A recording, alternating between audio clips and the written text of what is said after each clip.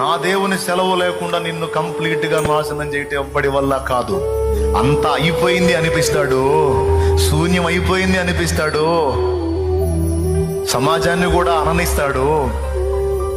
మొత్తం మళ్ళా సుందరంగా మార్చి తానేందో చూపిస్తాడు. అలా చేశాడు.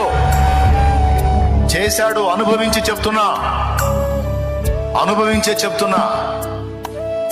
నవ్వే వాళ్ళని నవ్వనిస్తాడు, ఎగతాళి చేసే వాళ్ళని ఎగతాళి చేయనిస్తాడు, హింసించే వాళ్ళని హింసించనిస్తాడు, దూషించే వాళ్ళని దూషించనిస్తాడు. ఇన్ని జరుగుతున్నా ఏమీ పట్టినట్టు మౌనంగా ఉంటాడు. ఎందుకంటే నీ నమ్మకత్వం ఏంటో, నీ విశ్వాసత ఏంటో నిర్ధారణ చేసుకోవడానికి. కొన్ని ప్రతికూలతలు కూడా రాణిస్తాడు, చేదైన అనుభవాలు రాణిస్తాడు. మరి నీ ఒరిజినాలిటీ తేలాలి కదా, నిన్ను బట్టి రేపు మెచ్చుకోవాలి కదా. ఆయనే అడుగు